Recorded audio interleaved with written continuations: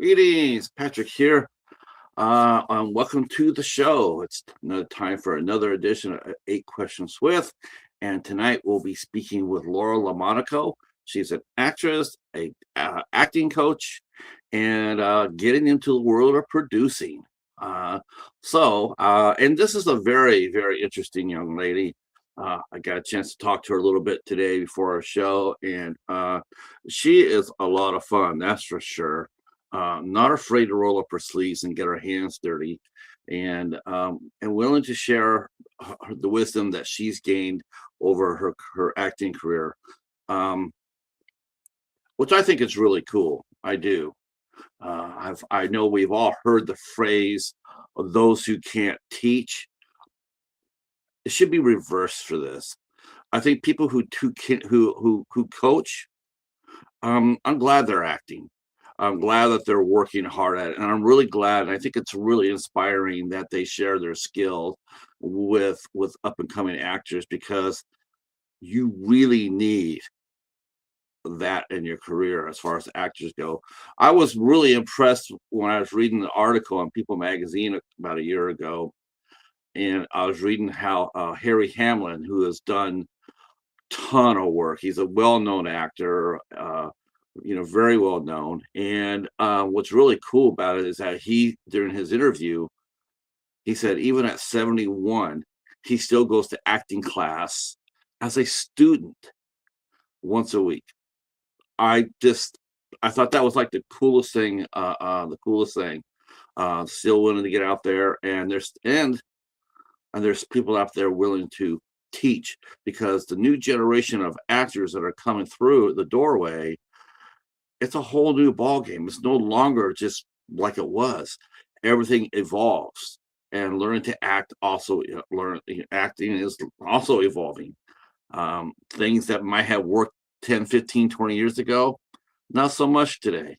Actors have to be a lot more savvy, and not only in how they present themselves via social media, self audition, and material. They have to be a little bit more. It's good to work, but it's also okay not to work. Don't throw your pearls before swine. And I'll be talking about that a little bit later on, not tonight, but you'll know when I hit that. You'll know when I talk about it. Hey Eric, how are you, sir? Glad you're here. Glad you're here. And tomorrow night, me and the Cheetah will be flying on over to Eric's page to check out his interview with Madman Pondo. That's right. It wasn't here that Pondo landed first. It was over on Eric's channel, and then I got him, and now Eric's going to talk to him about his new book coming out and all things horror, because we found out that Madman Pondo, he likes horror movies, not Hereditary though, and we're still working on him. We're skinning him Rennick though. I think I can get him to come my way, come over to the dark side, because I got cookies. That's right. New, and I got it. Yeah, we got to hype this up.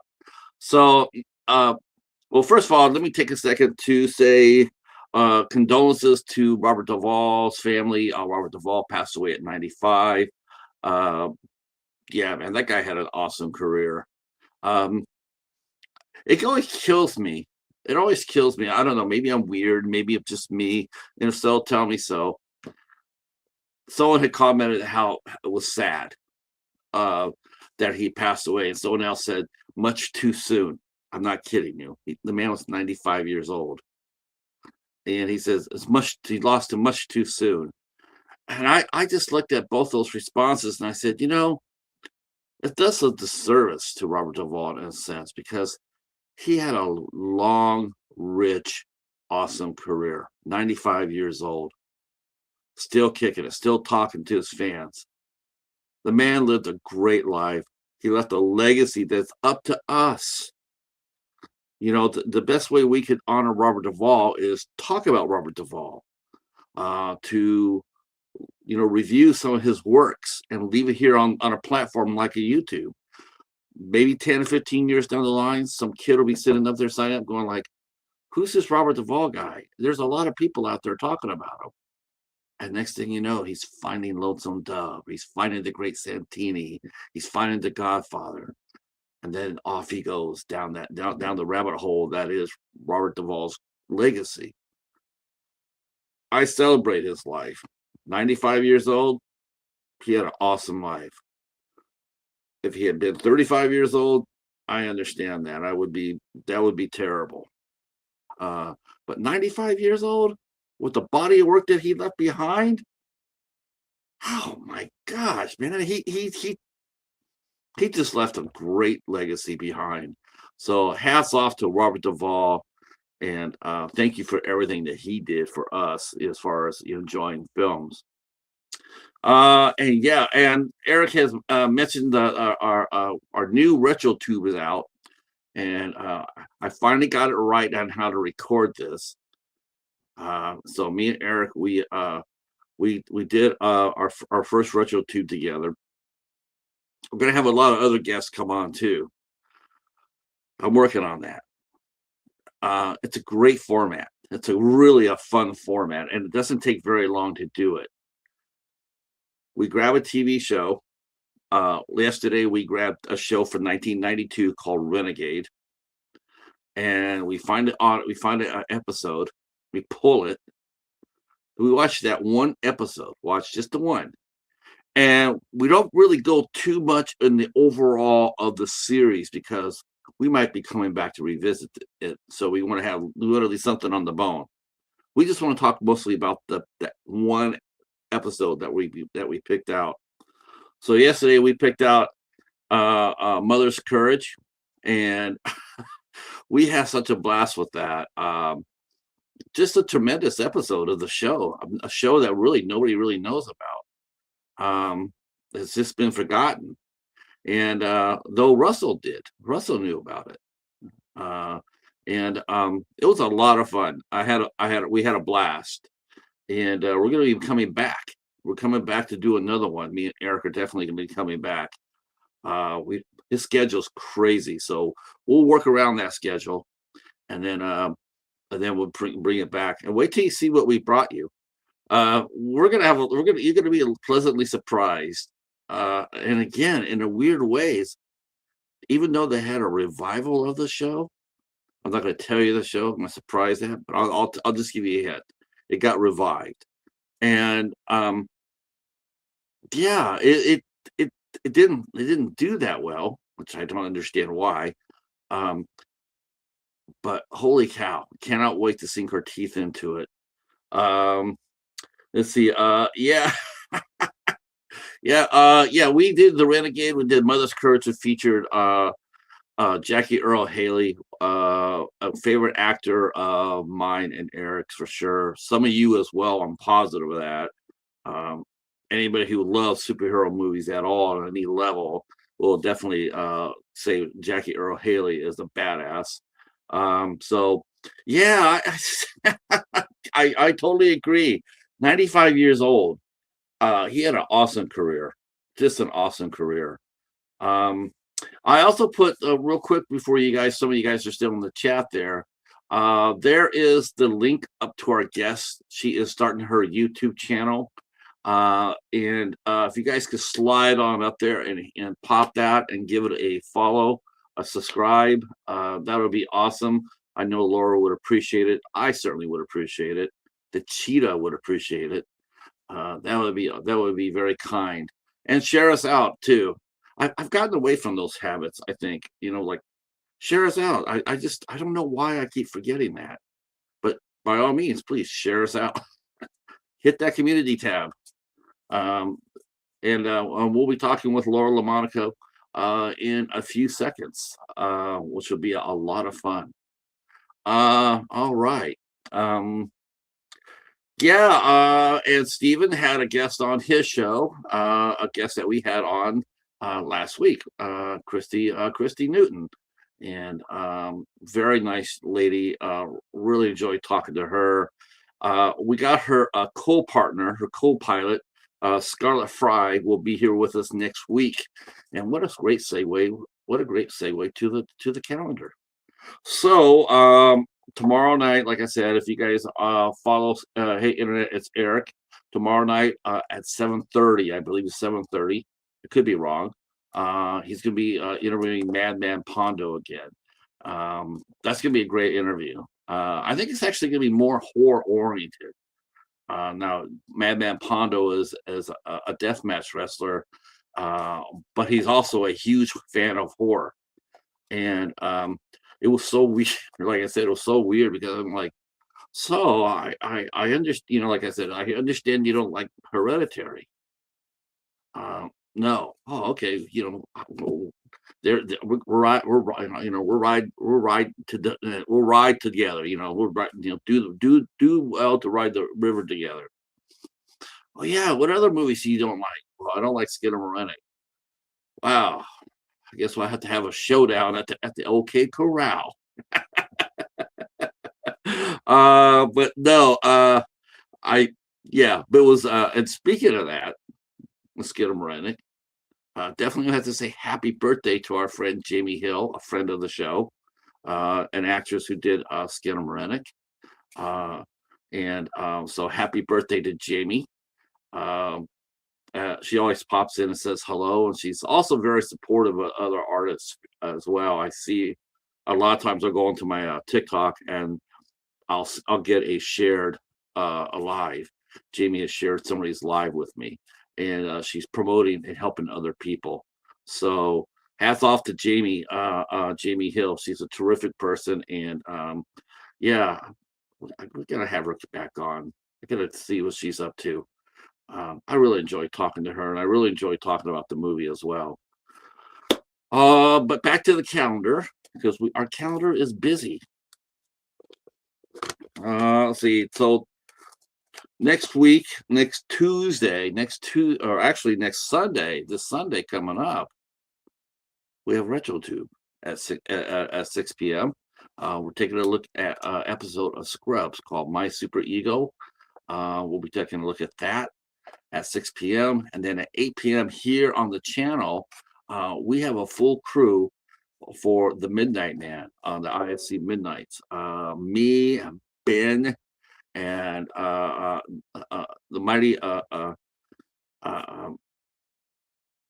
mighty Jen from the grave will be here, and the mighty Mary Wilson will also be here. In fact, Mary Wilson will be leading the way. This is her pick, and she picked a hell of a movie because this is a lot of fun. Robert England, Lynn Shay, ISC Midnight, Jen from Reviews from the Grave. What more could you want for a night of pure entertainment? Let's see. On Tuesday, the 24th, we have Scarlett Fry will be with us. He is a filmmaker, horror host. He also, like I said, he also is the co-pilot with Madame Cadaver on the Facebook horror group. So they run that together and encourage people to talk about horror movies. So I've been fortunate. I've been able to post some reviews over there. And yeah, and I really enjoy, going to enjoy meeting Scarlett on the 24th. On the 26th, February 26th, it's our last show of the month. And one of my favorite horror tubers and just overall human beings I met on the tube, our good friend Ryan Conway with Real Talk with Ryan. He'll be our guest on Thursday, the 26th. And yeah, that's gonna be a lot of fun talking to her. Let's see. Uh, let's see where she. I think my friend. I think our guest is pinging me. So let me see what I got.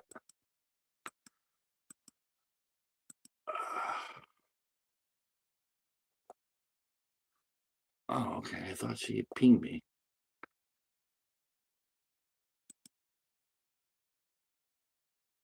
Oh, no. Okay. Uh,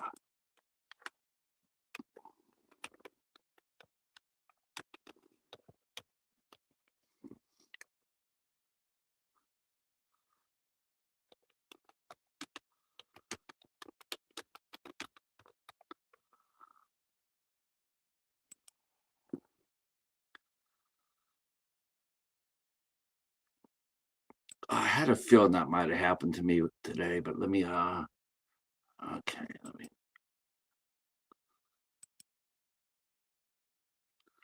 give me 1 second here.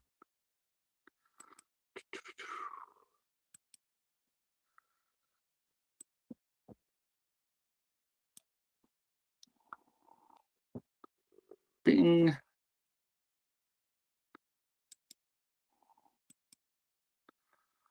All right.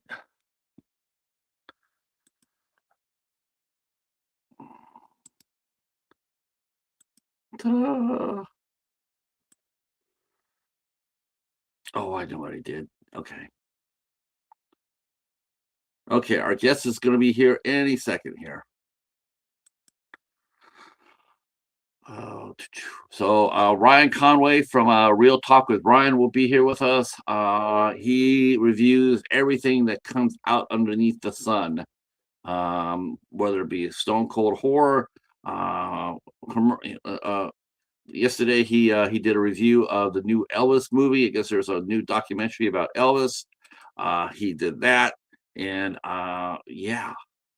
So that'll be very, very cool to talk with Ryan. And we're still working on what we're doing in March. I got one I can probably end up booking today, but I won't say anything until it's done. And then we'll bring in a whole new crop of interviews coming our way. And like I said, our guest will be here momentarily. Well, I think what happened was I sent her the link on her old page, and I forgot to send it to her on her new page, and I was supposed to send it to her old page. So, but we'll talk a little bit about that. She told me what happened. So, oh, there she is. Oh, okay. Here, Laura, just follow the link here. I'll put it in the chat here. You can just follow it there. Just click on that right there. That'll take you to the that will take you to the studio. There you go.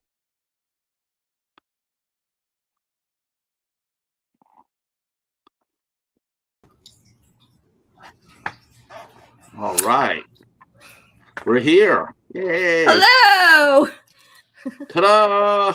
Yay. I think what happened was we talked on we did our test today. There's a delay. I think what happened was there's an echo. Who do you hear that? Okay, is that coming from on your side? Can you hear me okay? Oh, yeah, now I can. I know what was happening. Okay. Yep. Oh, the YouTube was better with my background. All okay. Right. Well, I'm glad you're here. Very excited to have you here. This will be a lot of fun. Yeah, I can't wait.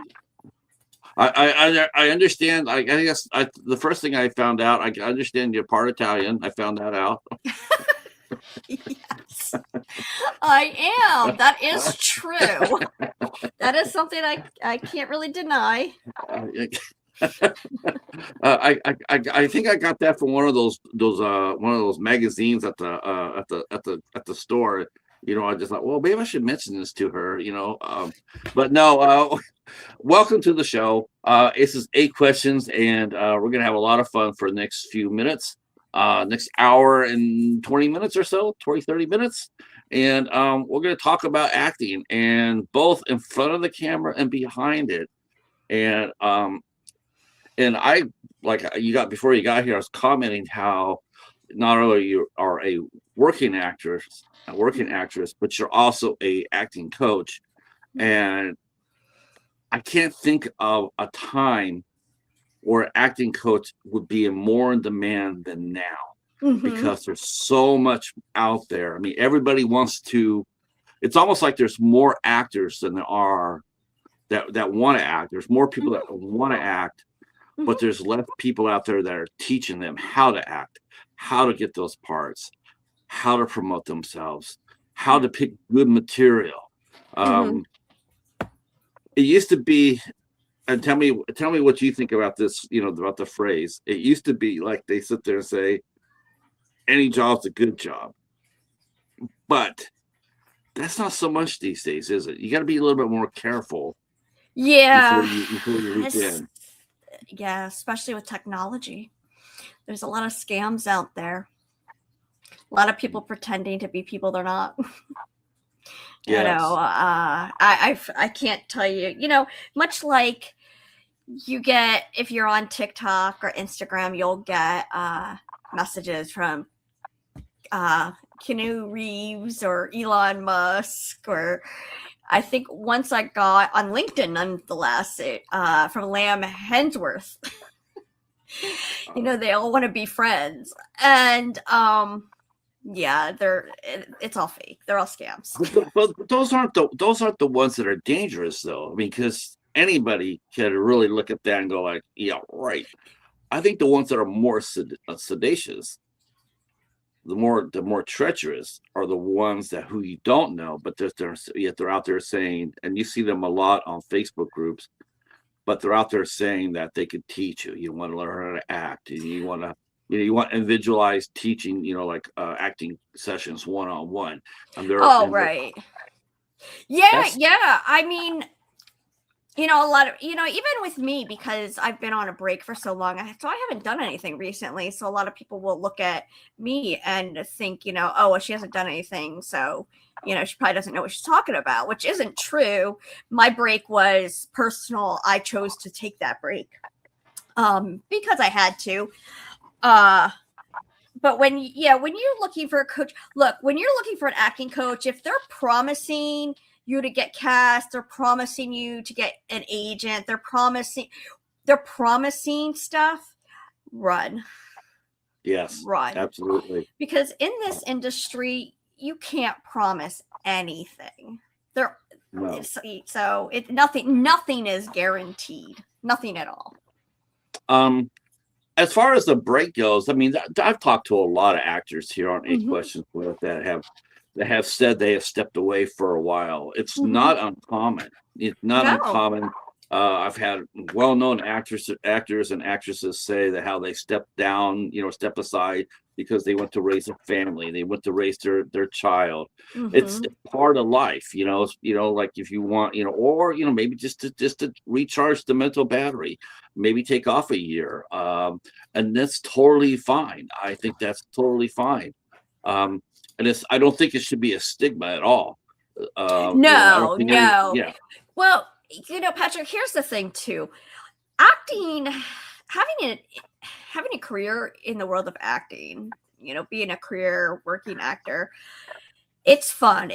Don't get me, it's a lot of fun. And you'll hear a lot of us say we miss being on set, and we do. We love it. It's our passion. It's, like for me, I can't see myself doing anything else. However, you work a 9-to-5 job, your normal hours are 8 hours. But a normal day on set is 12. Right. Right. In fact, someone just pinged up our new friend, Beware and Friends. I was promised to be background hat man number 4 in a show, and I said no. Now did that come? Now here we go. Now did that come from an acting coach that they said that they could get you small roles like that? Not you, Laura, but to the gentleman in the chat. Yeah. Was that given to you? Was that offer given to you by someone who promised you that?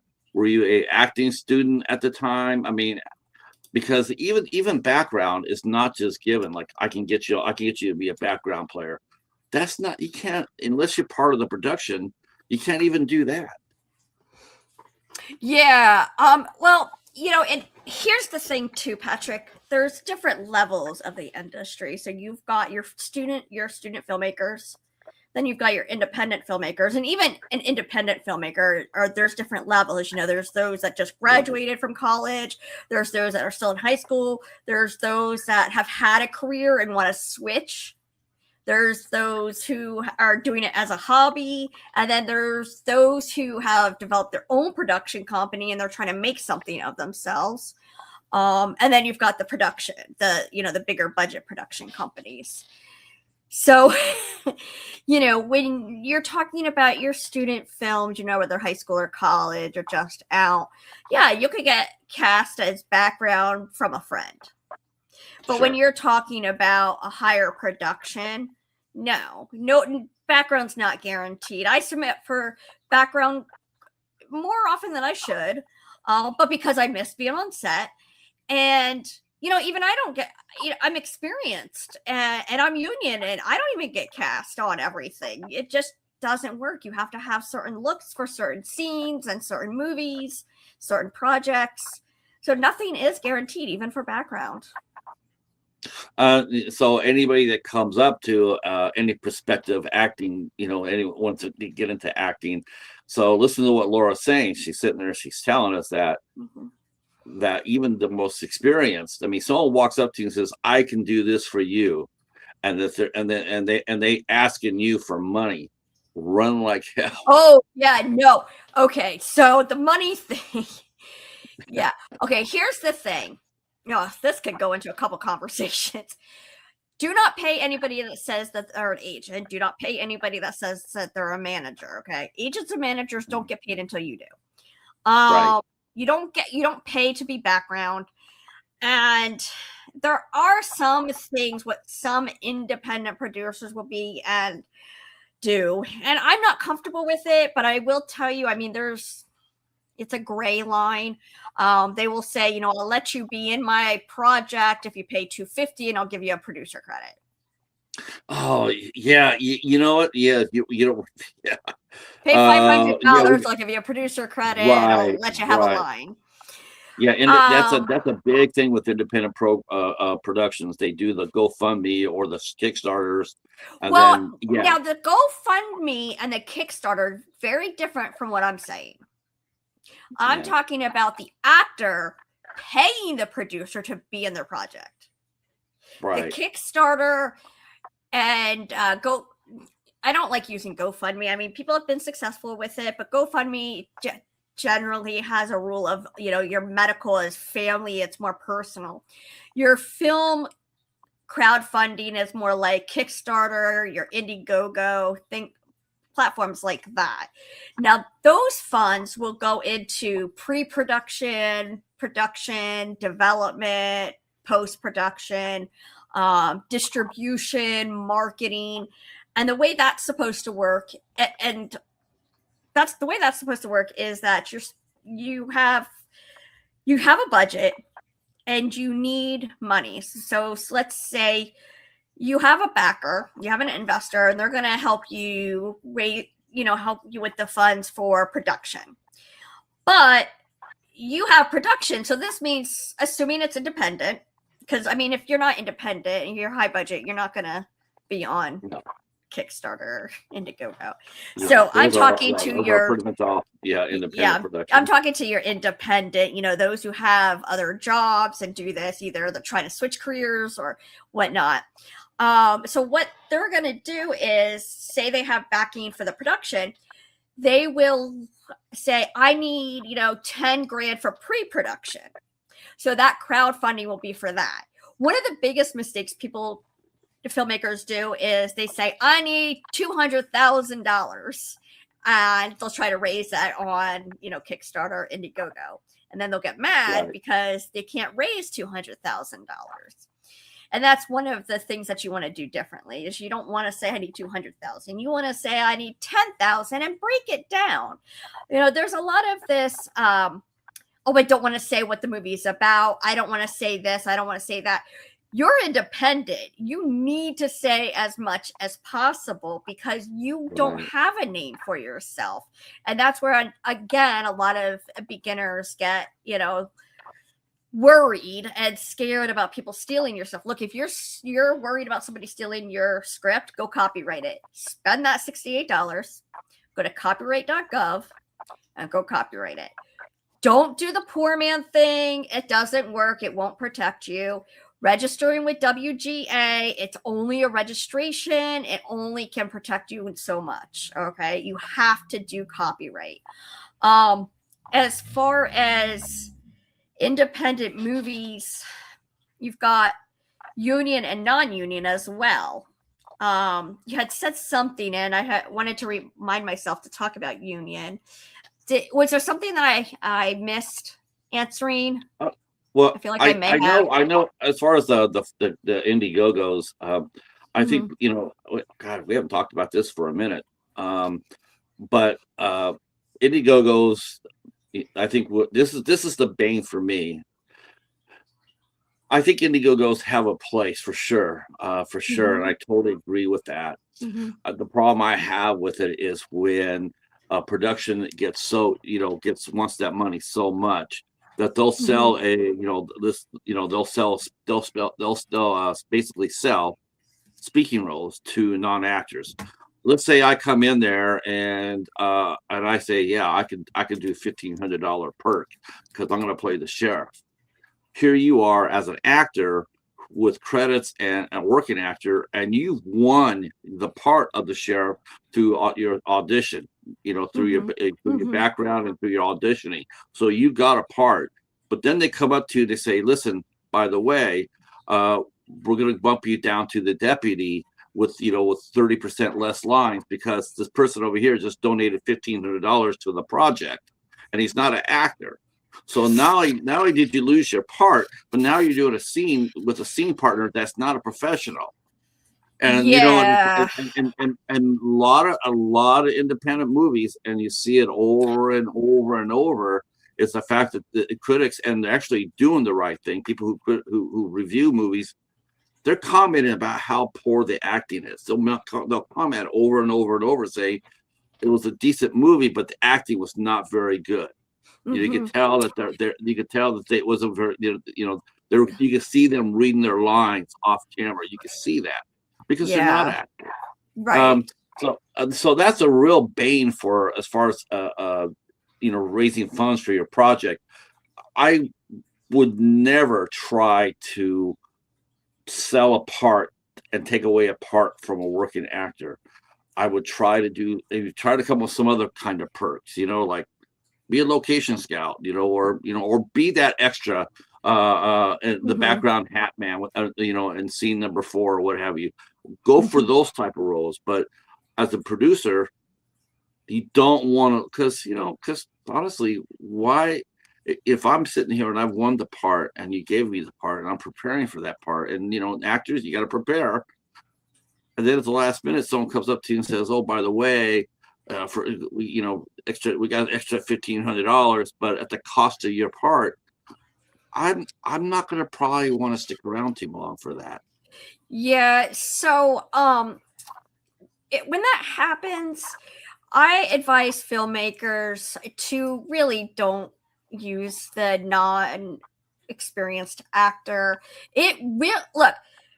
A lot of filmmakers want their film in film festivals, and it will matter if you have better actors or not. And there's lots and lots. There's tons of film festivals. I can't even tell you how many. I tried to see how many once, and it was ridiculous. Now, if you just want to enter a film festival and you don't care, you just want to say, oh, I entered this film festival and I won this, and it's a monthly film festival or something that doesn't really matter. Okay. But my experience is that there's some heart to it with every filmmaker. And so if you're really trying to get into these film festivals, I'm not saying go submit to Sundance on your first film, but there are certain film festivals, like if they're IMDb qualified, if they're BAFTA qualified, if they're Academy Award qualified, look for those. Those are the film festivals you want to submit to. And when you submit to those are where you use the actors that actually have the training. And, here's another thing. I think I was going to bring this up earlier. A lot of people have this misconception that actors, all we do are memorize lines and then go act them out. And that's it. We're done. There's so much more to it. I mean, there's training, there's updating your headshots, there's doing reels. When you're not even when you're starting out. I mean, even with me getting back to everything, I mean, headshots can be like $300, and that's a low. I'm lowballing there for a headshot. For a $300 headshot, that's a lowballing.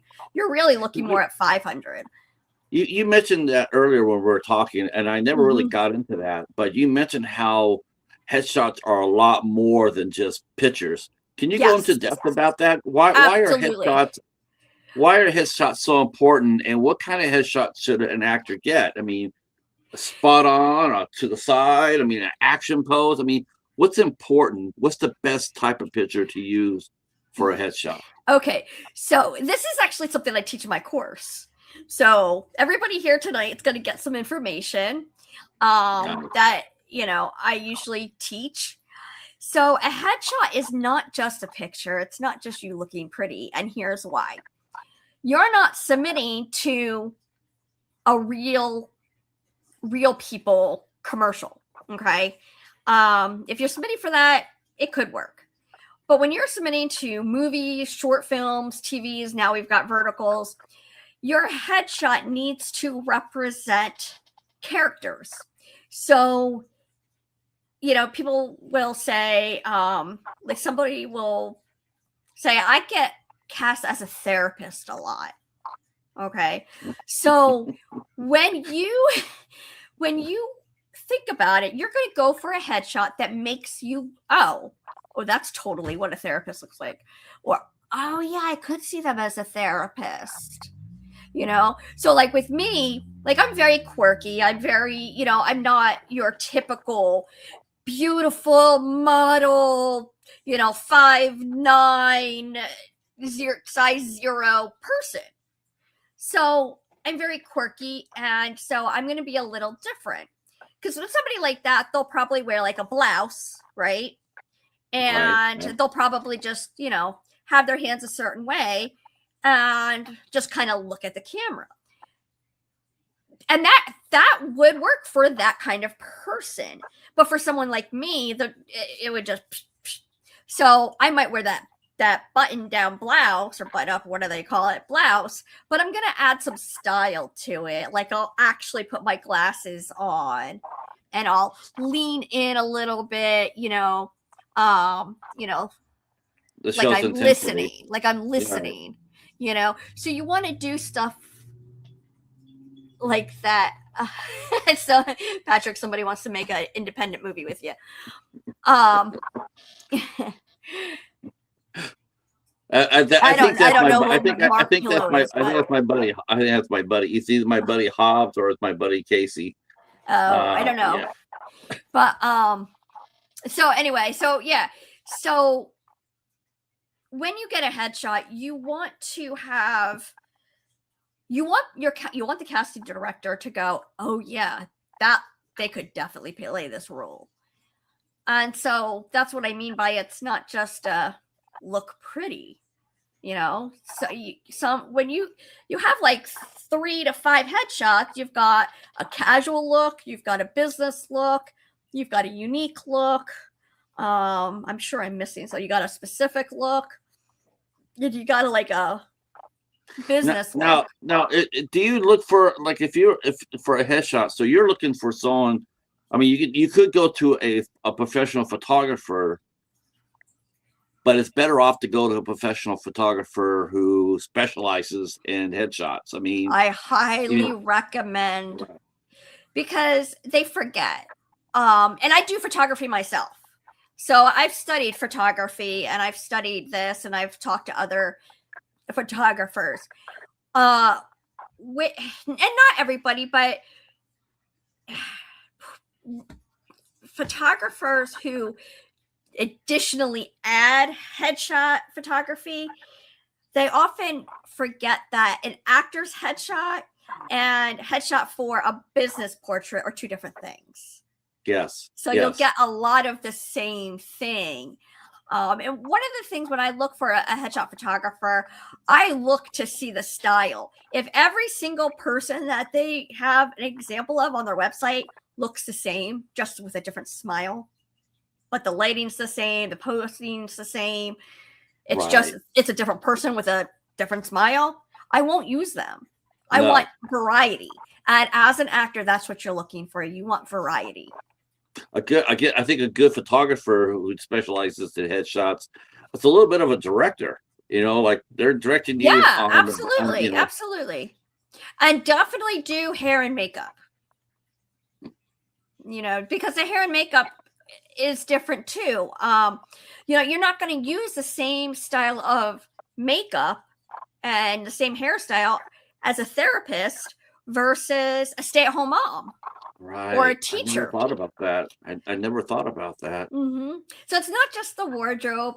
It's a variety of different things. And in my class, what I teach how to prep for a headshot and how to look for a headshot photographer. Yeah, I think. Let's see. Pat can totally play a general type that commands the soldiers to go on top of a mountain to save a special iguana that can cure humanity. Yeah, probably could do that. But I still want to just play Joe Burrow. That's all. That's my whole acting dream. I want to play Joe Burrow, the quarterback from the Bengals. So yeah, that's interesting. That's really fascinating. And again, it goes back to what you're saying too. I guess finding a good, accessory like a photographer comes from networking. Oh yeah, absolutely. And just because they say celebrity photographer doesn't mean that they're good. No. And it's like an acting teacher. I'm an acting teacher, but are you really? So right, yeah, right. So you want to be careful. You want to be careful before you walk through the doors. Because I want to. It's okay to bring somebody with you. I encourage that. Girls, women. It's okay to bring someone with you to your photo shoots, and if they say you can't, run. Yeah. If you can't bring a buddy with you, preferably male, who can take care of themselves. Yeah. We don't get that too much these days. Thank God for that. There were a few cases where a woman would go meet someone for a headshot and not come back. And luckily that doesn't happen. Like I said, is cases like that you don't hear about very much anymore. Yeah, I'm sure you'll start hearing about it now. A lot more is coming out. Yes. Somebody mentioned about Scientology in Hollywood. Yes, it is a huge thing in Hollywood. In fact, Scientologists will stand outside of Central Casting, which is a huge, well-known background company, and they will pass out their information and tell you that they can help you with acting. And I almost got caught up in that myself, actually. Oh my gosh, you would have been broke. They take all your money. Yeah, well, after the second lesson, I was like, bye-bye. Never talk to me again. Oh gosh, yeah. I didn't eat. Oh, really? That's the thing. That was the Scientology. That's crazy. I didn't hear about that one. I know that down in Los Angeles, I know they have a big building, and it's there's huge. This guy. Yeah, there's a guy on YouTube that posts videos. Patrick froze on my end. Patrick, you are frozen. I don't know if it's you or me. Oh yeah, I am frozen. Well, you're not anymore. What were you saying? Yeah, there's a guy. There's a big office in LA. Plus, they own practically a whole city, and I think it's a Fort Lauderdale. There's a big city in Florida they own practically everything on. But there's also a big building on Hollywood on Sunset. I think on Sunset Boulevard. And they go out there and they try to get people to go in the building. And there's this one guy, he's by himself, and he goes down there and he breaks them up. He says, "Don't go in there; they're a cult." And the Scientologists are not allowed to engage with him. They keep him away. They say, don't go, don't engage with him. So that's really interesting. I didn't know that. I did not know that. So that's well, there's a lot of actors who belong to Scientology. A lot. You'd be surprised who they are too. Yeah, no, no, yeah. I mean, there's a lot. I mean, as far as teaching acting, there are a lot of things. Besides the craft itself, there are a lot of things involved in it that a lot of new people are just. They always go in with their eyes this big. Stars in their eyes, Right. and they don't really. When someone comes up there and offers them some advice, or if you hear, like, hey, I know there's a really good acting teacher. Laura LaMonaco, she's a great teacher. I highly recommend you go over there. I went through a class. It's very well done. It's very professional. It's all about networking, and networking not only to advance, but also networking for safety. And I think really it's what we've been talking about mostly today is about the safety side of it. And I'm good with that because I think it needs to be talked about a little bit more. So let's say you get your headshot. You get your headshot, and that does us. How many pictures? How many pictures do you generally get from a photographer? So there's just take packages. So there's packages. Now remember I said 300 is a low ball. So you're really looking at more like 500. That can usually cover about 3 headshots. So you got 3 different looks. It does not cover hair and makeup, and sometimes the photographer will throw in like 1 or 2 free edits. So you're really looking at more like $700. Wow. Now, how long does a headshot last? Until you change. So if you change your color, if you gain weight, if you lose weight, hair color changes, anything changes about your face, you need to update. So once you get that headshot, you really got to maintain that look for at least a year. You don't want to go. Yeah, they suggest to try to get headshots every 6 months, but a year is okay. Yeah, I was gonna say 6 months. That's expensive. That's right. We were talking earlier, and I said, people have commented that actors make a lot of money. They don't understand how much we spend before we get to that point. Right. Definitely. Hopefully you get discovered by a manager, and they'll be able to get you a good headshot and give it to you for get it for a discount, because this guy is bringing this photographer business. He might be inclined not to. Stop. Nope. Do not. No. Managers and agents can recommend or refer, but the minute an agent or a manager says use this photographer, it's a red flag. Oh, because they got the money, they got the thing. Okay. Yeah. Wow, that's sort of shady. So they sort of get the kickback from that, right? Here, I got a guy you can use. Let's see. See. I know who this. I know. Hobbs, I know you so well. So our good friend Hobbs is sitting there saying, I have a question, Laura. Is Tom Cruise really that short? Such a Hobbs question. Yeah. I've never met him in real life, but I do know people who have. Yeah. A lot of us actors aren't. You'd be surprised how tall or how short an actor is in real life. Yeah. For Tom Cruise, Tom Cruise has always played. You never really thought about anything about Tom Cruise's height until he did a movie based on a character who, like, Tom Cruise is like 5'9", 170, and the character he's playing in the book is like 6'5", 250. And it's the only time I've ever seen Tom Cruise get totally shagged on because of his, he's not character accurate. And people knew it. They just couldn't turn away from it because the character is like so obvious. He's not the size of the character. And it's the only time I ever saw him, like, I mean, a lot of people wouldn't saw the movie, but a lot of people, they came out and they're going like, yeah, that's not working for me.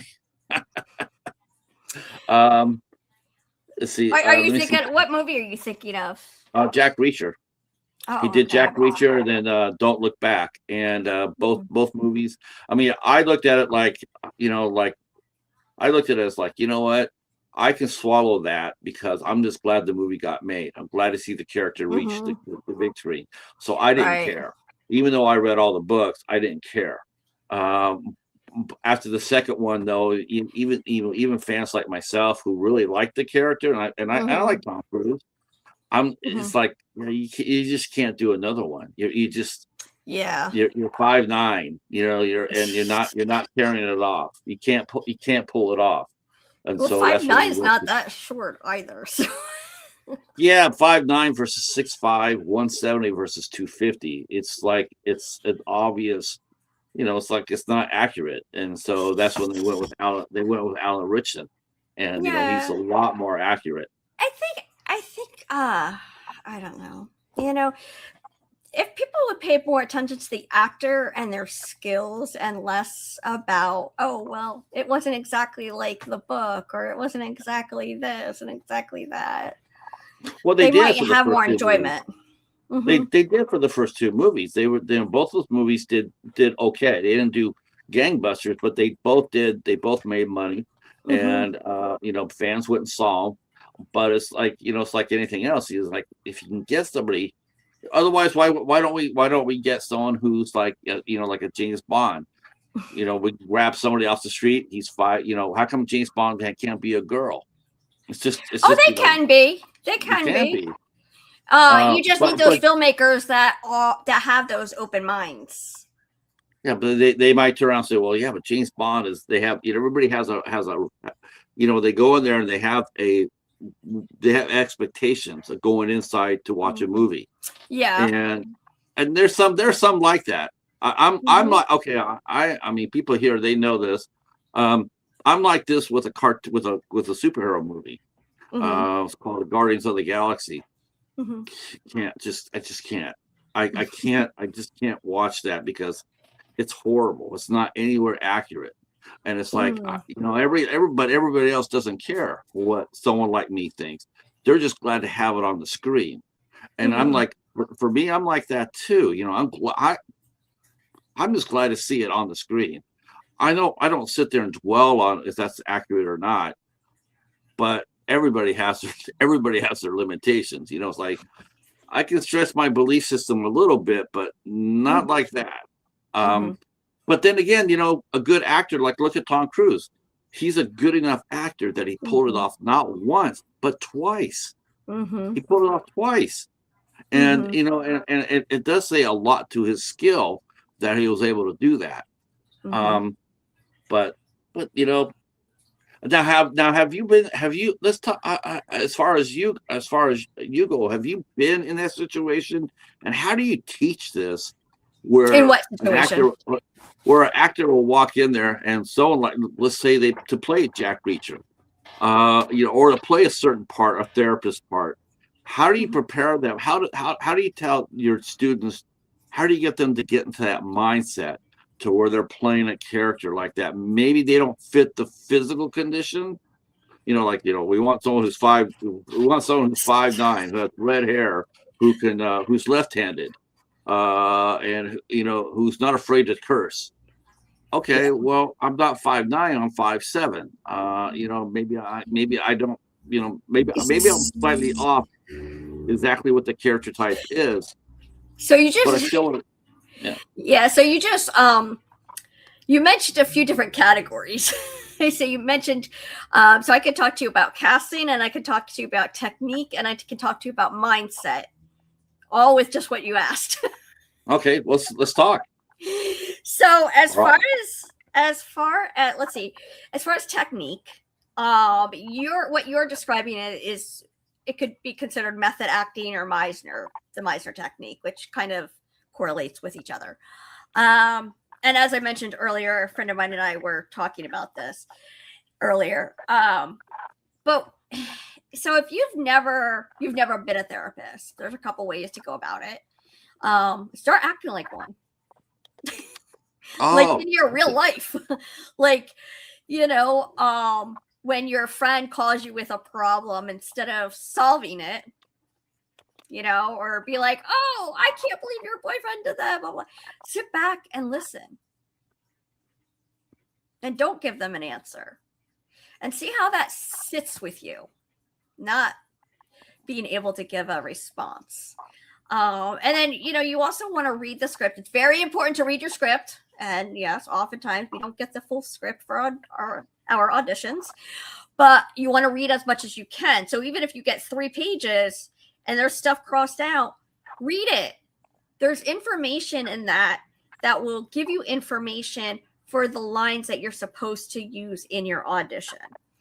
Again, I'll go back to being a therapist, how I would teach it. I mean, that's one of the things I would say. Therapists, unless you're doing a horror movie and the therapist is a killer. Been movies like that. Therapists tend to be very empathetic. They tend to be active listeners. They're not problem solvers.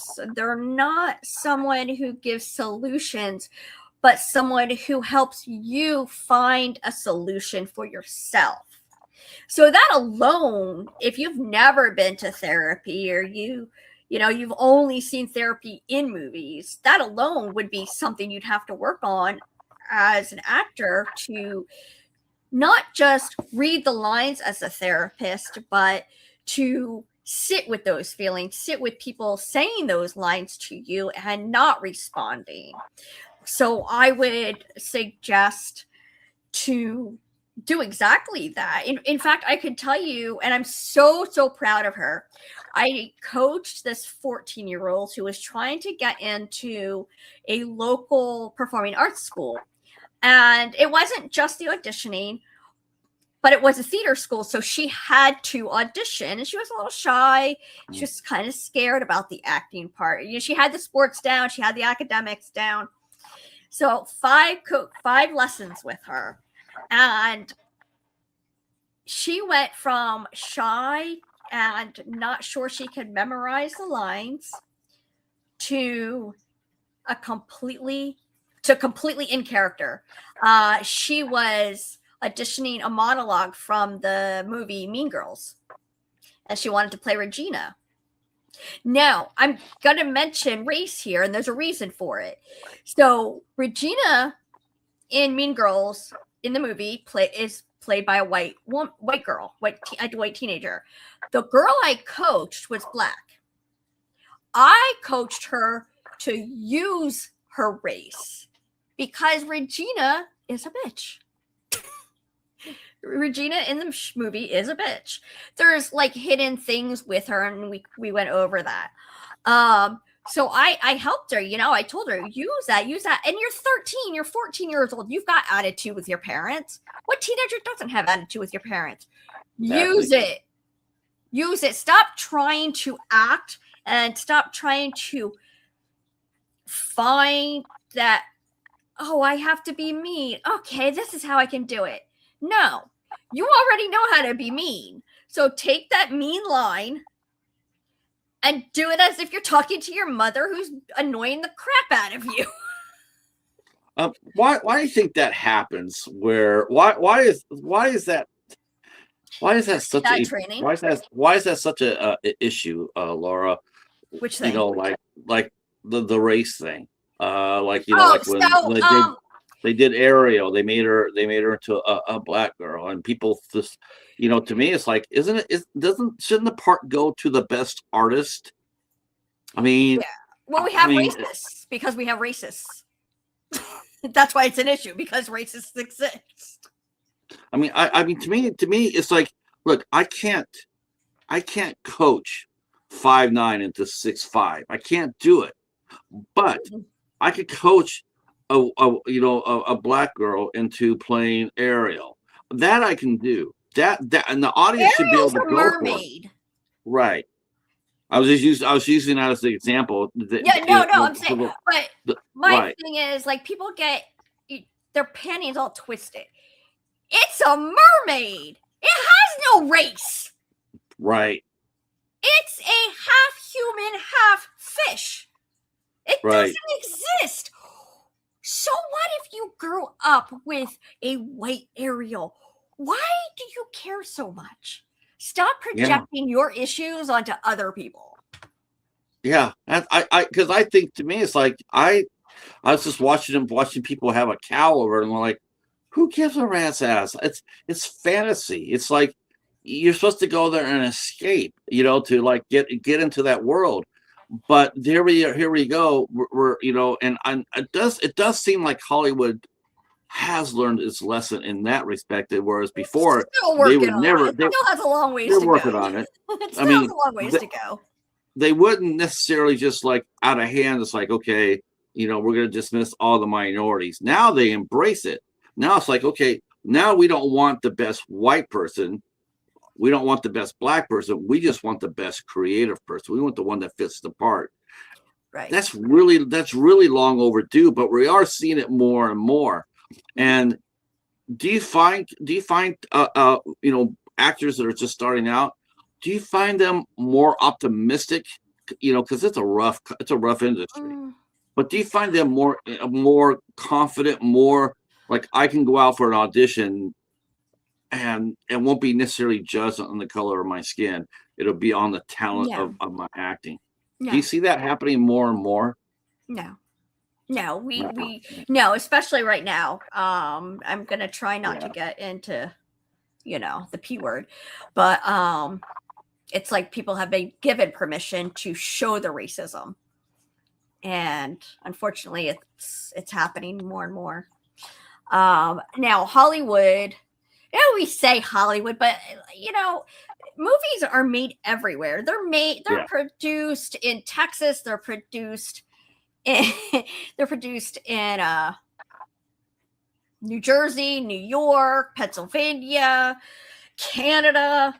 Hollywood movies are not just Hollywood anymore. And in fact, some trivia for those who may not have known this. Movies did not start in California. They started in Fort Lee, New Jersey. Mm-hmm. So, in case they didn't move out to Hollywood until a couple of gentlemen got off a train and said that California had beautiful weather all year round. Yes. Well, yeah. It had to do with the lighting and the weather and whatnot. Mm-hmm.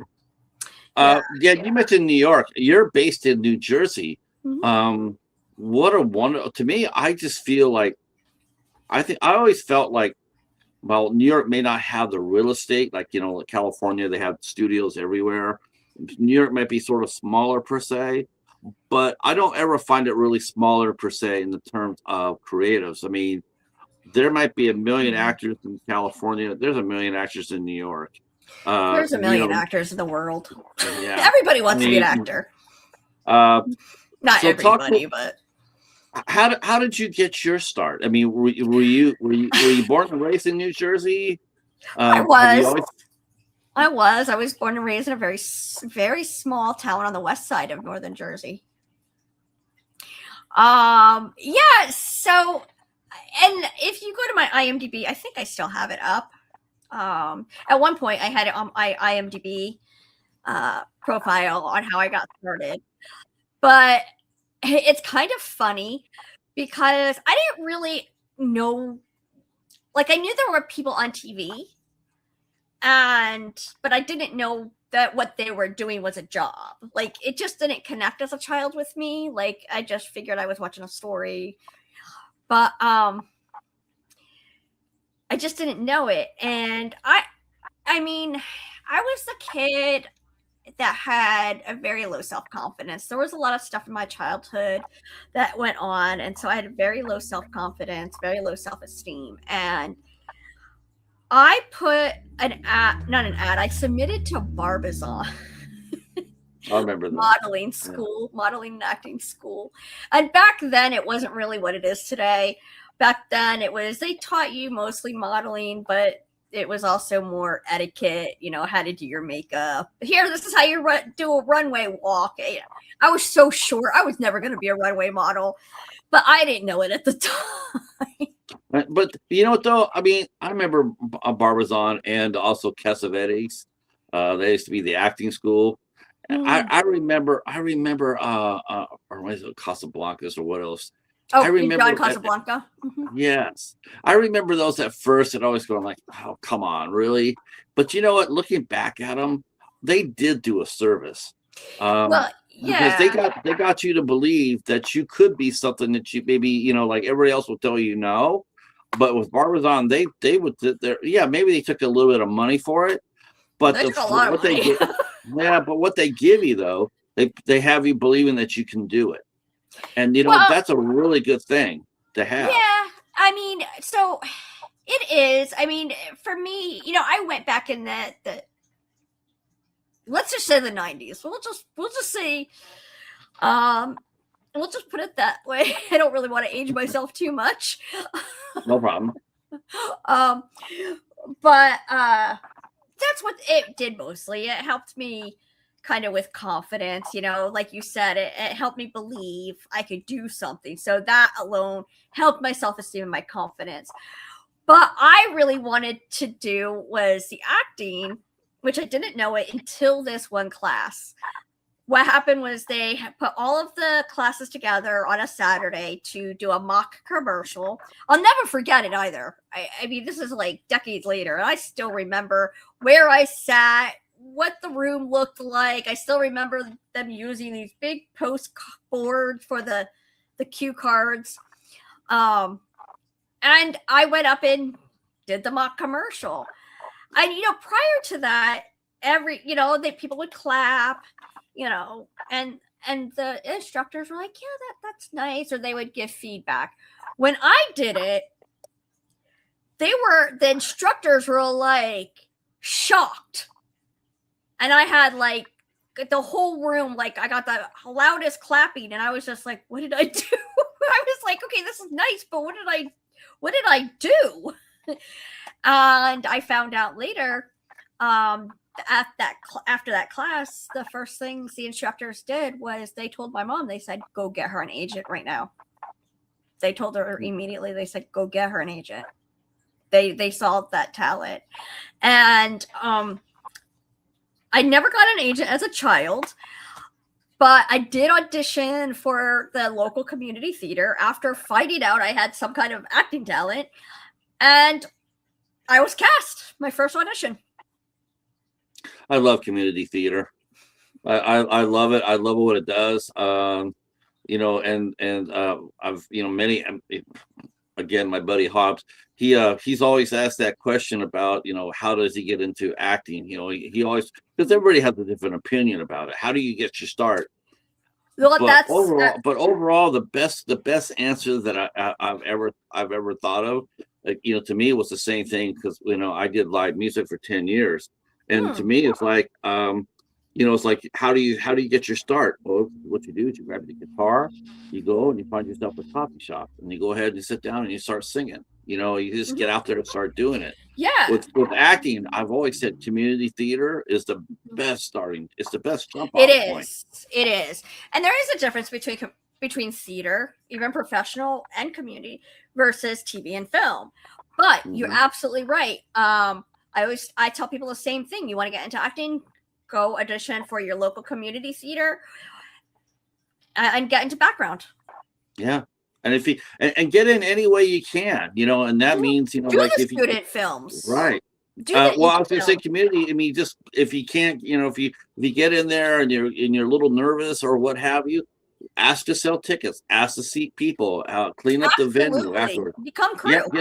Become, immerse yourself into the community, into acting, and then sooner or later, your confidence will, it'll rise, and your skill level will rise. You're watching other people.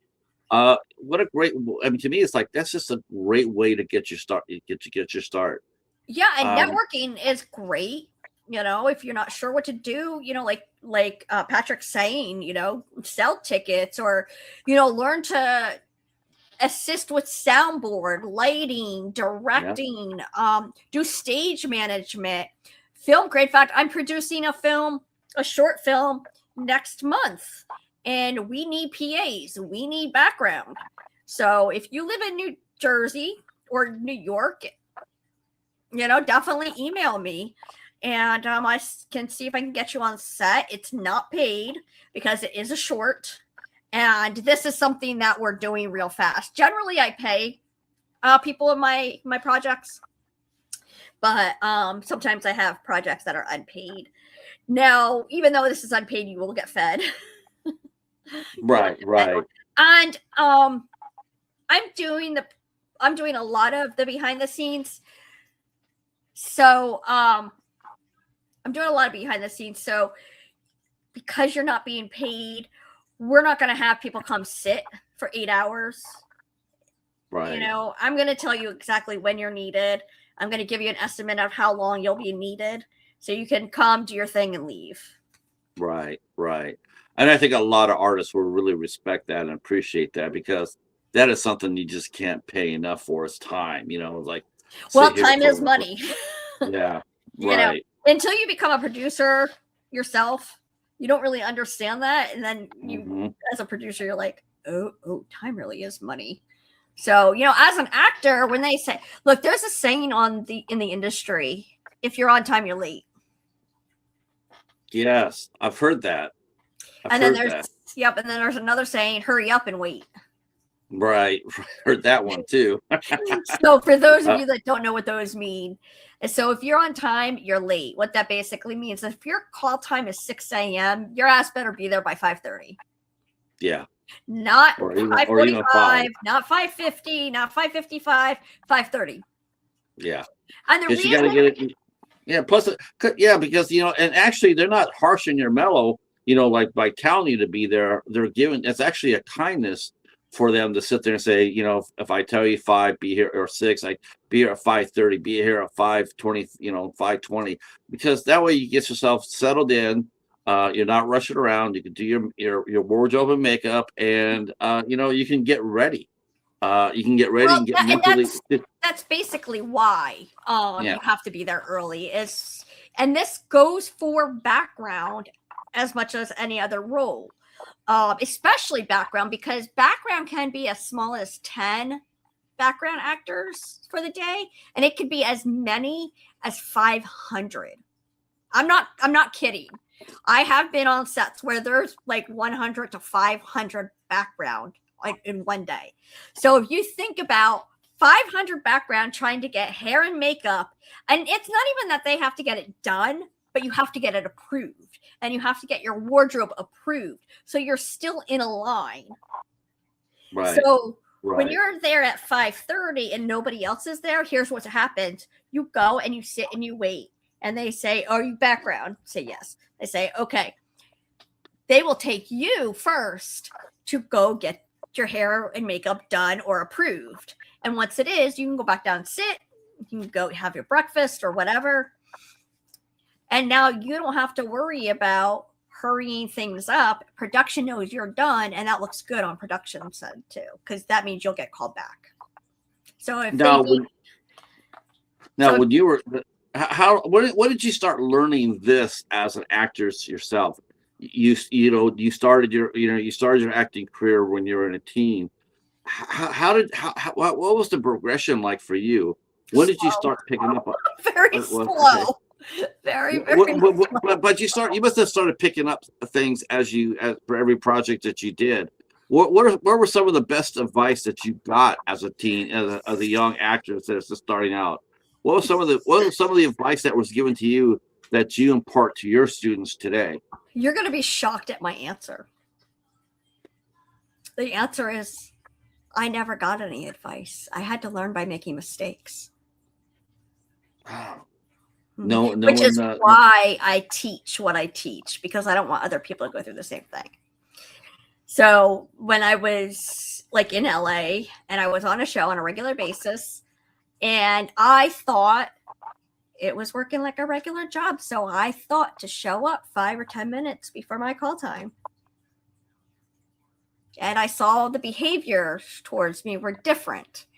And then later, much later, I found out, no, you can't do that. And I'm like, and nobody told me. Wow. And it's because unfortunately, too many actors are so afraid of competition that they don't support each other.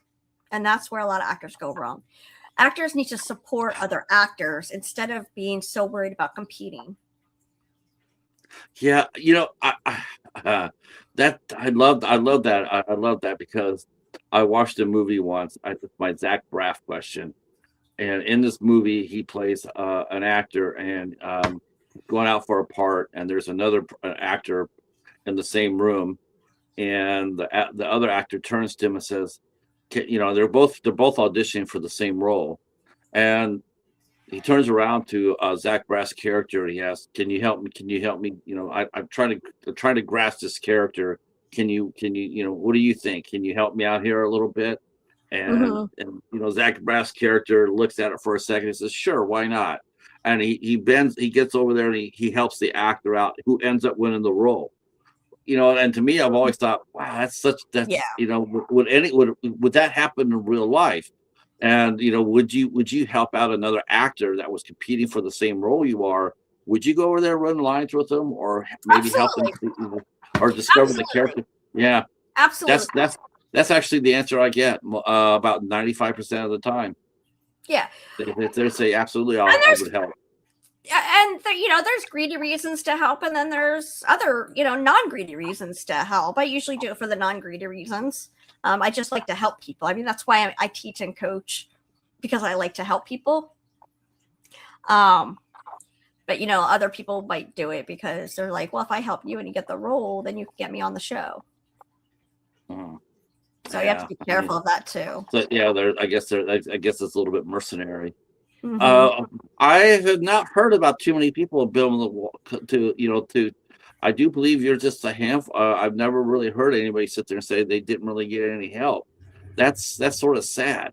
But is that one of the motivations of why you got into teaching? When did you know you wanted to teach actors? I mean, when did you realize that, what, I want to give back? I've taken from the industry. Now I want to get back to it. Yeah. Well, I've always had that teaching mentality. It's funny. When I was growing up, everybody told me I should be a teacher. That's what I was put into me, was you should teach. You're so good with kids. You should teach. I just didn't want to teach in schools. I wanted to act. But then recently, this is fairly recent. It's only, well, no, I guess not, because I did do a group in 2016.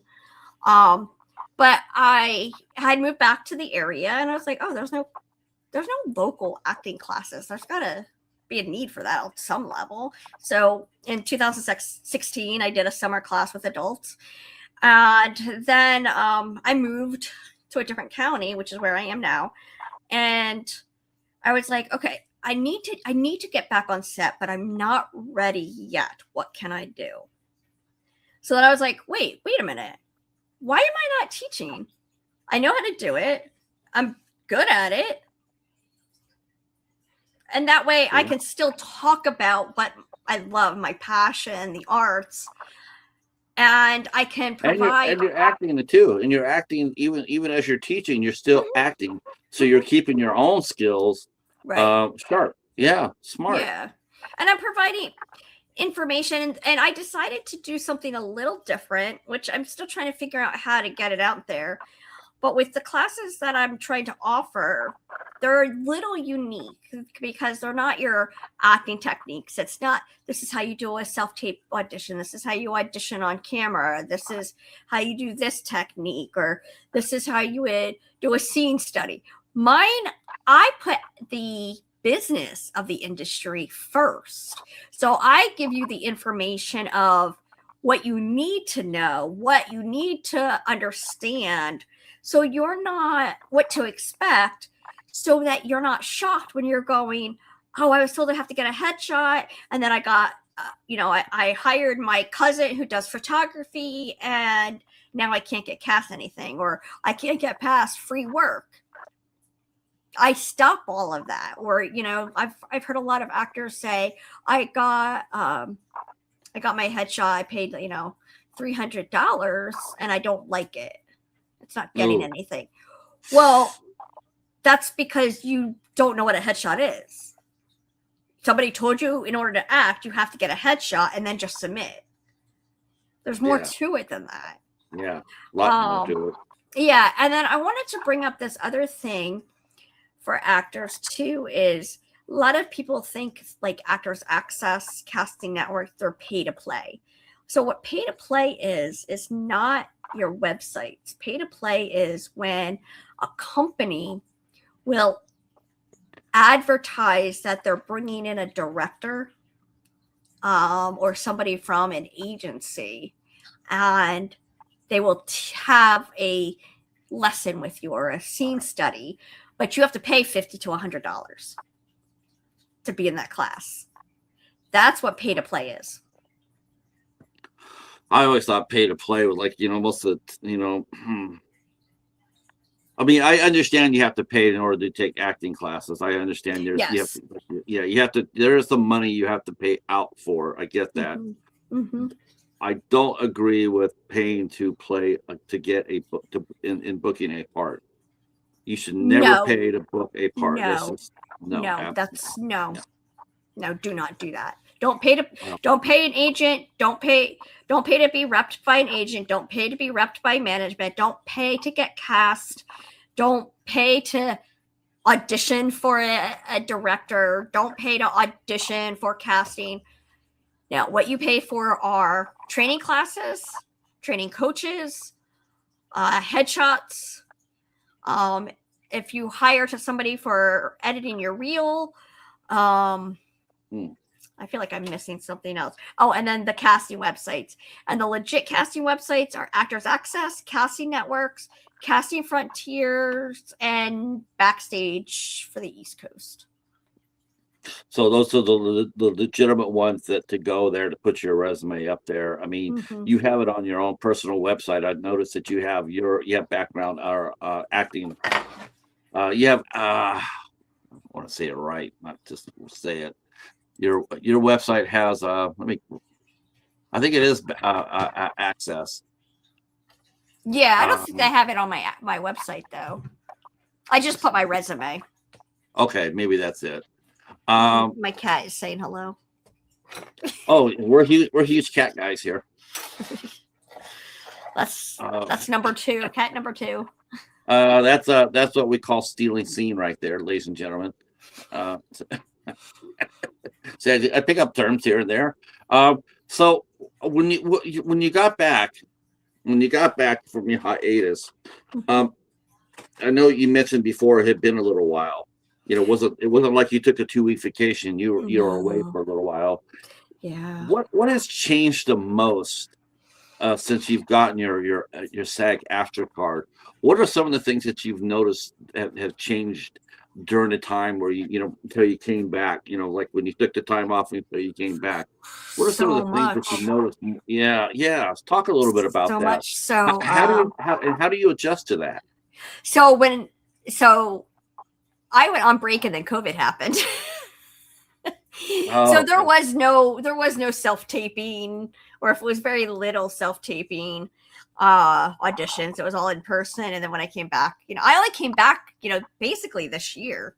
And we're only in February. So I've only been back a month or so. But yeah, there's that. There's the self-taping that has changed. There's the AI thing that has changed. Pay rates have changed. Hopefully for the better. Yeah, they have. Thanks to the union. Yeah, little one is wanting to steal the show. I don't know if you guys can see him, but she is like right. Yeah, can you move, please, Kat? Thank you. Stealing scene. Yeah. Well, this cat was actually in a movie. If you watch the short film Dawn's Currency, which is on my production company page, you'll see a cat, and it was that one. We talked to an actress whose cat actually had an IMDb page. Yeah. Animals can have IMDb. Yeah, I thought that was the cutest thing ever. It's like, oh yeah. Well, yeah, I mean, they have animal trainers for reasons, because animals go on movies and shows.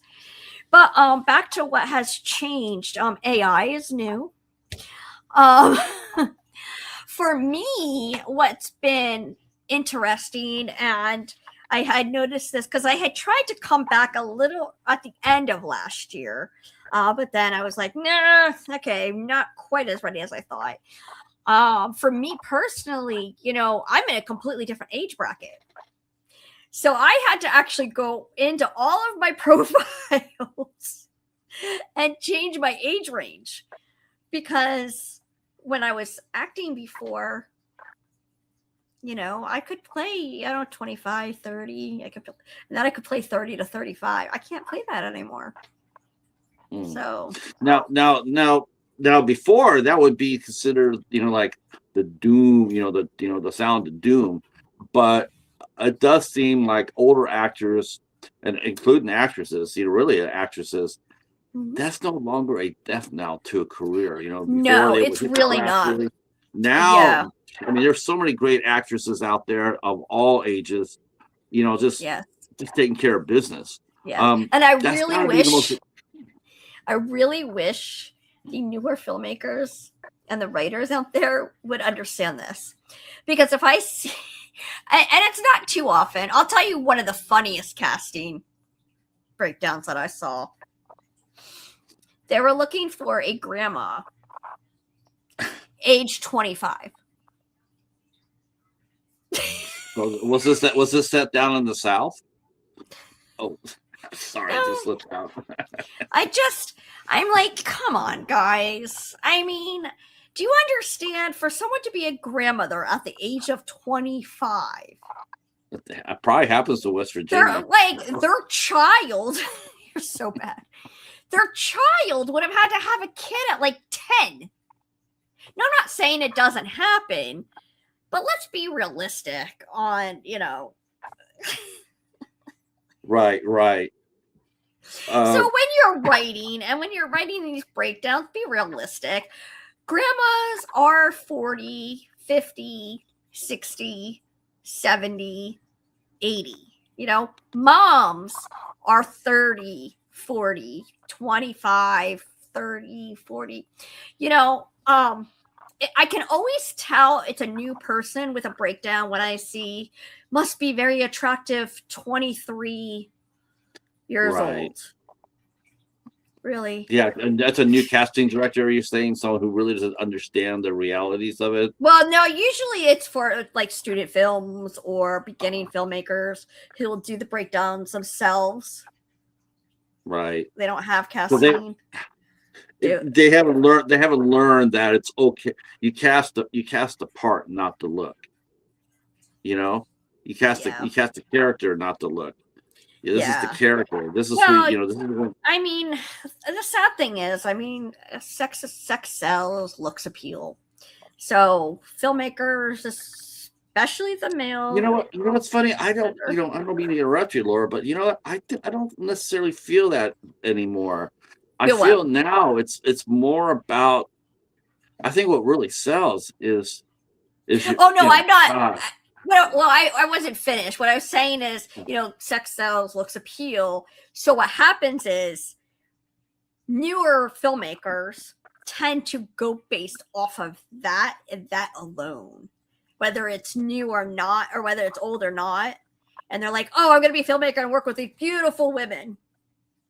That's not the reason to be a filmmaker, but it's a reason a lot of people become filmmakers. Not a lot, but it's there. Sure. I mean, just look at the Epstein file, kids. So you're right. Now, the one thing I think that has changed, a lot, from the actors of today's generation versus yesterday's generation, and including the filmmakers, it's the fact that now, you actually, a lot of people will book necessarily for the brand, or we're going to talk about how to promote yourself in today's world. Oh yes. You just can't get by with just looks anymore. I'm stunning. I'm beautiful. I have big boobs. I have bulging muscles. That might have worked, in the 90s or the 80s, but in today's world, that's just a byproduct. Well, yeah, and if you're using that stuff, what you're doing is typecasting yourself. Mm-hmm. which isn't necessarily a bad thing. A lot of people are like, oh, I don't want to typecast. Well, if you're just starting out, get typecast. You can figure out how to get uncast that type later. You know, you can figure out, what's the word? You can figure out how to undo the typecasting later. But if you're looking for work and you have that, you know, you look like a bodybuilder, use it to your advantage. But don't you think that it's more social networking, social media, more than just pure looks that drives you getting? Well, there definitely is a thing where once you've made the decision to be an actor, you have to be very careful with what you post on social media. Yes. You have to be very careful. Really, because isn't that the truth? They will tell you, we look at your social media. And now, they didn't originally look at the social media because they wanted to see your personality. They originally did it because people don't read. I'll give you a couple examples. You'll get an NDA, and you know, you're not allowed to post on social media. You're not allowed to take pictures while you're on set. You can't post those pictures, even if it's just you and a friend hanging out.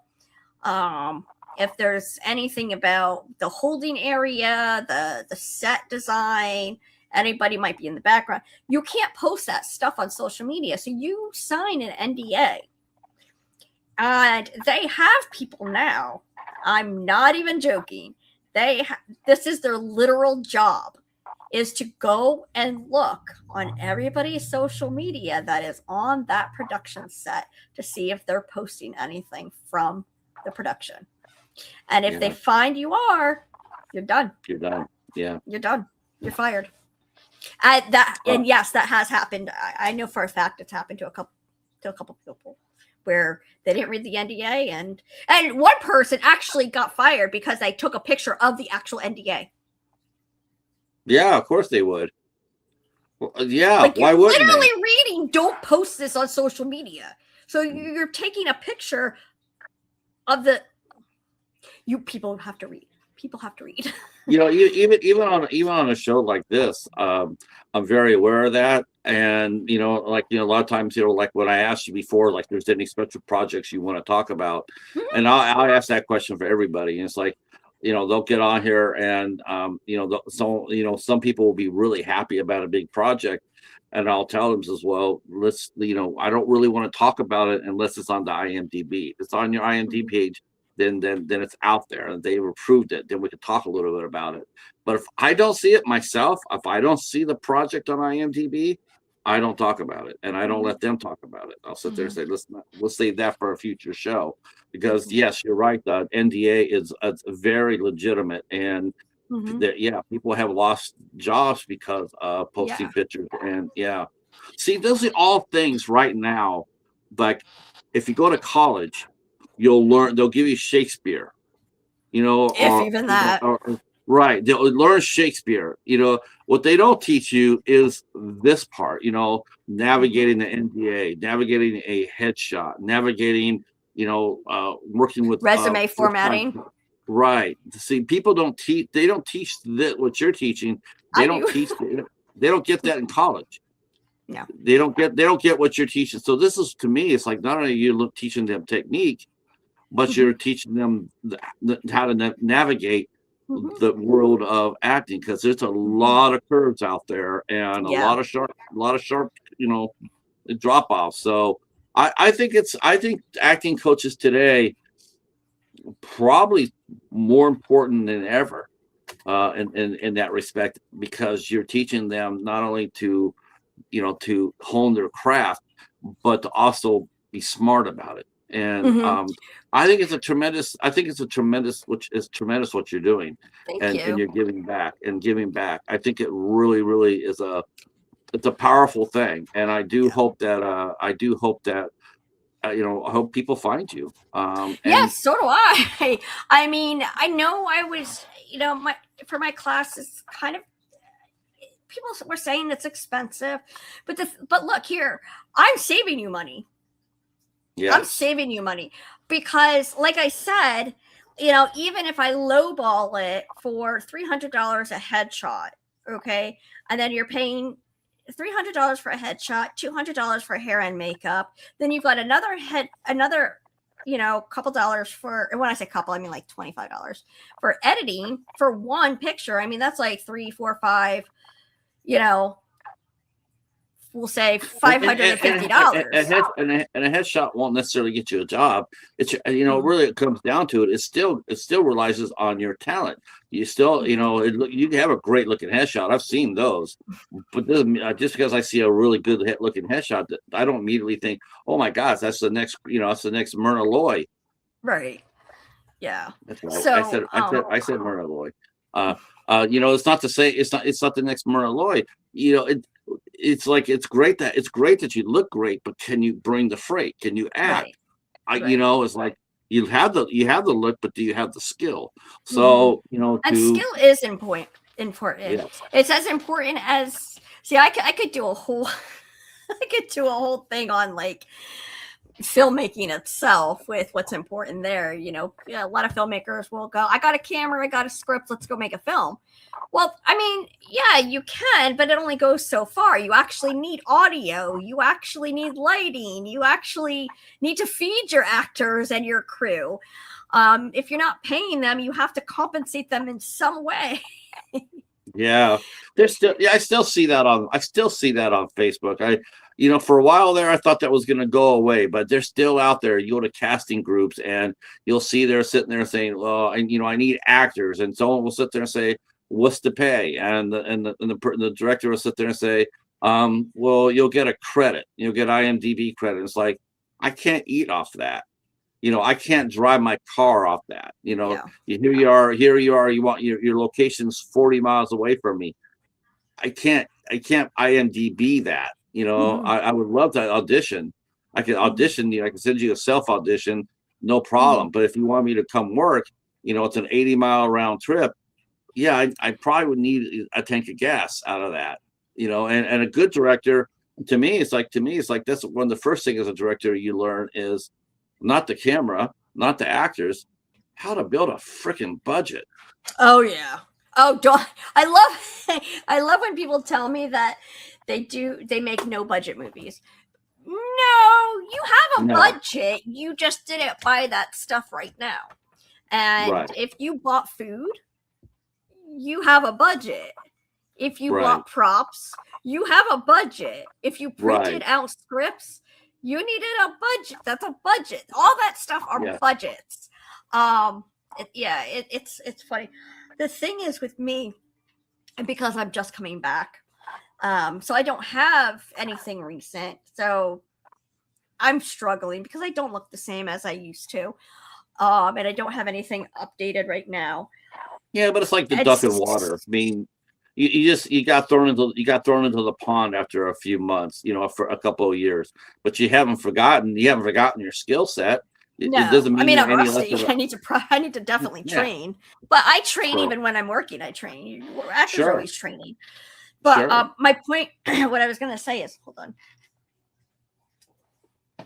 What I was going to say Dwayne Johnson is now feeling the typecast dilemma. Typecast and his movies are failing now.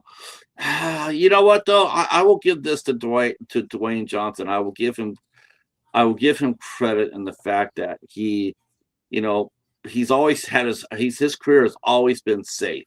Everything that he's done has been super safe.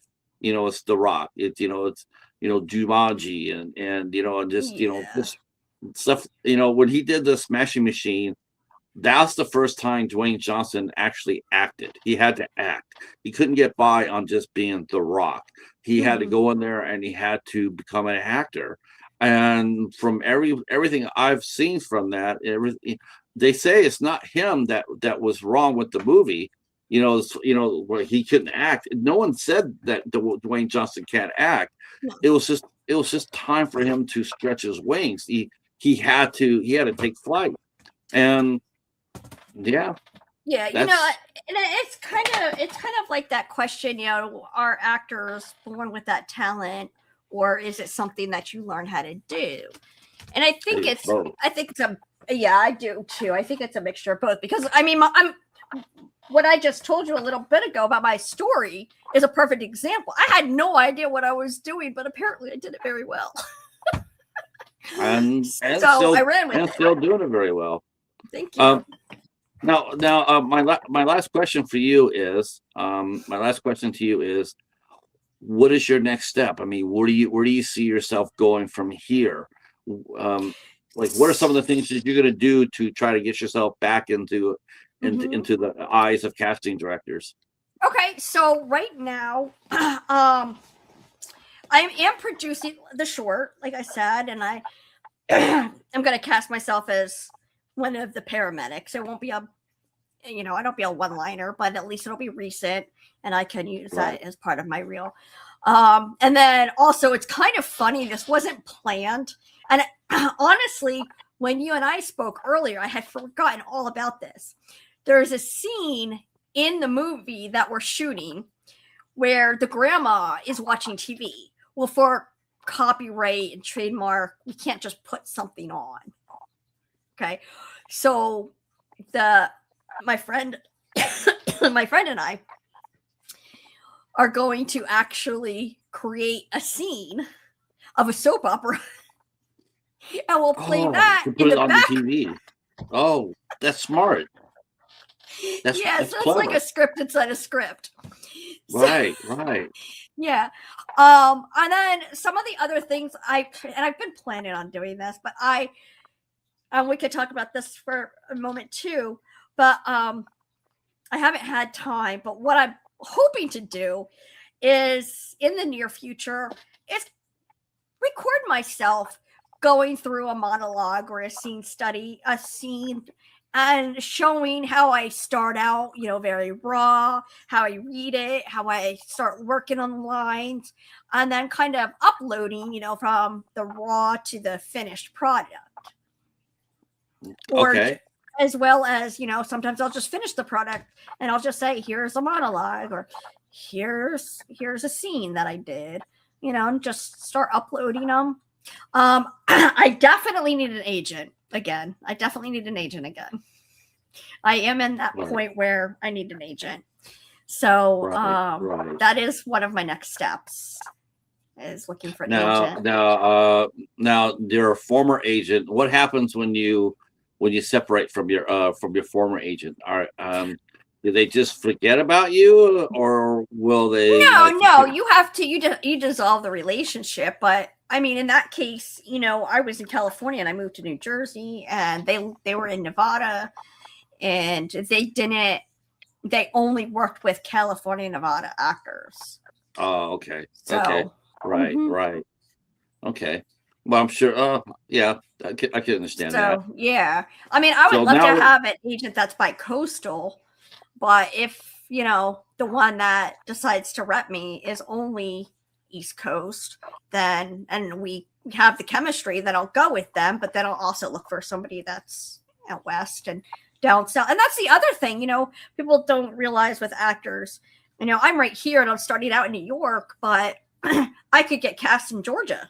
I could get cast in Tennessee or Texas. I could get, and yeah, sure, they might, production will pay for the chemistry test or to fly me out to perform, but they're not paying for my food. They're not paying, for everything else. Right. Yeah, it can definitely be a bit expensive, but you know what? Once you get that first paying job underneath your belt, and your face is back out there, I'm sure they'll come looking for you. All right, we have hit our mark. We have hit our mark. We've actually kept you here longer than we normally go, but I have such a good time talking with you. You do have a new YouTube channel up. I put the link up there in the top of the chat, so you guys can go up there and visit Laura and subscribe to her channel. Absolutely. I don't have too much there, but I will be doing stuff soon. Right. Everything has to start somewhere. So social media, again, it's a really powerful tool when used right. You and I actually met. You and I actually met on TikTok. Yes. Yeah, yes, you're one of the first artists. Yes, you're one of the first artists I've reached out to on TikTok. Oh, yeah. So I had a great time. I had a great time talking with you. Let's see, the chat here is saying they don't want us to end it. Yeah, that's my friend Hobbs. It's either my friend Hobbs or my friend Casey. I actually Hobbs. I always said this about my buddy. I always said this about Hobbs. I think Hobbs would be a great interviewer. I've seen him interview before, and he's got the chops for it. He's really good. There's a lot of people that are really good at doing that. My friend Eric is here. He's a terrific interviewer as well. In fact, I will probably be asked. Always saying, "Welcome to the channel." I hope that he will go ahead and take advantage of the fact that all your social media is down here. And yes, please do, and share. I need those follows. I'm going to try to monetize on TikTok and YouTube eventually at some point. Yeah. Oh my gosh. Yeah. There's that. You definitely can do both. I enjoyed it. I enjoyed it tonight, and I do thank you very much for your time. Yes. And yeah, and we learned the most important thing is that you're part Italian. Yes. Well, and some would say I'm part Italian and part Sicilian. I'm just all pizza. All right, boys and girls, that's gonna be it for us. But tomorrow, if you're not doing anything tomorrow night, head on over to Hey Internet. It's Eric's. He'll be talking with Madman Pondo tomorrow night. A terrific guy, really nice guy. And he just does some crazy ass shit. But thank you so much, guys, for your support. I appreciate it so much. Yes, thank you. We'll be back here on Sunday for RetroTube at 6 p.m. We're talking a little bit of Scrubs, and then on Sunday night at 8 o'clock we'll be doing the ISC Midnighters with myself, Mighty Mary Wilson, Jen Reviews from the Grave, and Cadaver Club, Ben from the Cadaver Club, and that will be at 8 o'clock midnight, man. So come out and hang out with us on Sunday night. Otherwise, that's it. Thanks so much, and Laura, stay right where you're at. And to everybody else, thank you for coming, and we'll see you Sunday. All right, Peace. bye. Or tomorrow night.